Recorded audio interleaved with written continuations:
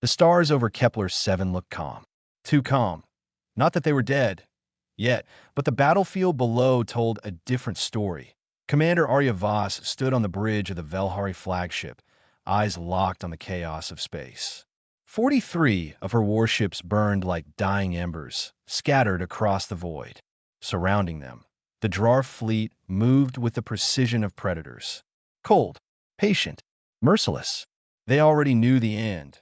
Beside her, Ambassador Vass, Arya's younger sister, pressed her hands to the railing, silver diplomatic robe catching the emergency lights. She had come to negotiate peace. Now, she was about to watch extinction. "They're giving us 3 minutes," said Fleet Commander ZYTH, his amber eyes hollow. "Then it's over." Arya's hand hovered over the communication console. 17 distress signals already sent. 17 ignored. The nearest Allied fleet was 11 light hours away. Even at maximum warp, help would arrive too late. "Keep broadcasting," she whispered anyway. Zyrith, her second-in-command, shook his head. "Ambassador, no one is coming." Across the void, Drar Admiral VRE stood on his command bridge, watching the Velhari survivors cluster together like wounded animals. Hope, he thought, was a weakness, always the last thing to die. His tactical officer's voice cut through the comm. "Admiral, sensors report.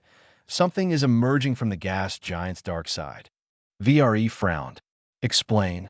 "No signal, no warning, just appearing." Through the shadows of space, the UES reckoning dropped out of FTL like a god, deciding it was done waiting. 3 kilometers of reinforced titanium, scarred from 17 battles across 6 star systems. The humans were here on its bridge. Captain James Rohr held cold coffee in one hand, targeting coordinates in the other. "Battle stations," he said quietly. "Let's remind them why they should have checked their sensors." A silence stretched across the void. Then, as if the galaxy had finally shifted its weight, the stage was set. The Drar fleet didn't flinch. They had faced countless enemies, and one ship, no matter how large, was nothing to fear. But then the UES reckoning moved. IT didn't maneuver like a warship. It tore through the Drar formation, unstoppable, like a freight train crashing through fog. Dual-mass drivers fired in relentless salvos. Plasma lances cut burning lines across enemy hulls. Point defense lasers swatted missiles aside like insects. Captain James Rohr walked the bridge calmly, observing every station. His crew, 4,211 human men and women from across the galaxy, worked with quiet fury. From Texas to Ohio, from Oregon to Tennessee, they had not slept in over 30 hours. Yet not a single hand wavered. Every order, every shot precise on the Velhari flagship. Ambassador Vass pressed her hands to the viewport, tears streaking her face. Who are they?" Zyrith whispered, almost unable to believe it himself. "Umans." The Drar Admiral VRE's face changed in ways Arya had never seen.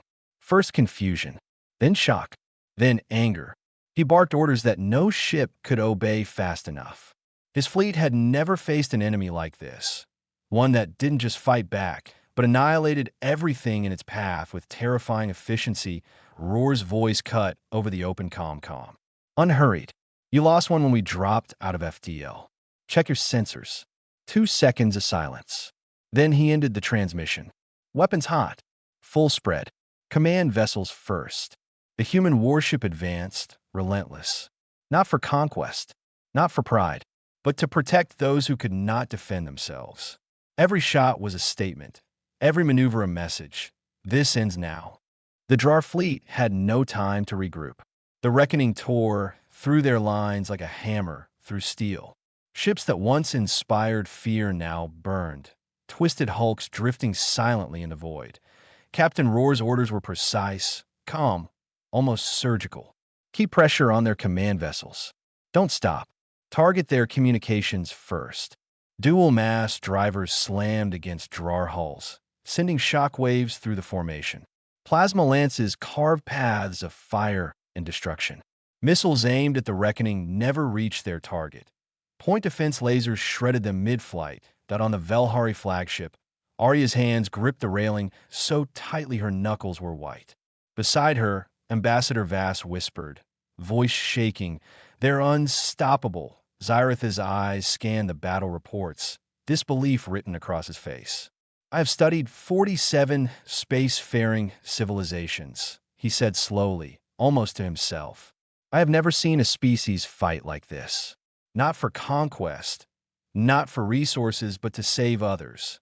Every Draar ship that tried to flank the human warship was met with precision and overwhelming firepower. The Reckoning moved like it had been carved for this moment. A living weapon, a guardian, and a hammer all at once. The Velhari survivors pressed closer to their damaged flagship, hope returning in small, fragile bursts. Their prayers were answered, not by chance, but by the determination of a species that refused to let others die quietly. And in the void, the Draar Admiral VRE realized what he was up against. The humans weren't just soldiers. They were storm. They were judgment. They were the reckoning. The Draar fleet was breaking apart. Ships once lined up in perfect formation, now scattered, engines failing, weapons silent. The reckoning had shattered their order, and with it, their confidence. Captain Rohr remained calm on the bridge, moving between stations as if nothing extraordinary was happening. His crew, exhausted but unbroken, kept up the relentless pace. Every salvo, every maneuver precise. Every human on board knew exactly why they were here, and why it mattered. On the Velhari flagship, Ambassador Vass pressed her forehead to the viewport, tears running silently. They saved us. Arya stood beside her, unable to speak. Her fleet was battered, her ships in ruins, but the humans had arrived when hope had already begun to die. Xyrath's voice broke the silence. I don't know a species that fights like this. Not for conquest, not for power, for others. They fight for life. The Draar Admiral VRE, watching his fleet crumble, gritted his teeth. Fury, disbelief, and respect mixed in ways he had never felt before. His soldiers had never seen a fight like this, and he had never imagined losing to a single ship. Captain Rohr's voice came over the calm and measured. "Ambassador Voss, we're here. You're safe. Open your bays. We have medics on standby." Vass laughed quietly, a broken, overwhelmed sound. Relief flooding her voice, she replied, We survived. We can be saved." And for the first time in days, Arya allowed herself to hope. The galaxy had not forgotten them. Somewhere out there, across the vast, dark emptiness of space, help had arrived. Not as a fleet, not as diplomats, but as humans. The battlefield fell silent. Smoke and fire drifted across the void where the Draar fleet had once been, leaving only wreckage and drifting survivors. The Velhari flagship floated among the ruins, battered but alive. Captain Rohr's voice came over the open channel, steady and calm. "Open your bays. We've got medics. Everyone aboard will be treated." Ambassador Vass pressed herself to the viewport, staring at the human warship. Scarred hull, lights flickering, but radiating quiet confidence. She could see the crew moving behind the lit portholes, tired, ordinary humans, yet every one of them heroic. Arya wiped her eyes, voice barely a whisper. "We asked for help, and they answered." Xyrath shook his head slowly. 17 distress signals. 17 calls into the void. And every single one answered. Humanity does not fight for glory. They fight because someone must. The Velhari survivors slowly began to emerge from their damaged ships. Doctors moved through the corridors, treating wounds, comforting the frightened, lifting spirits.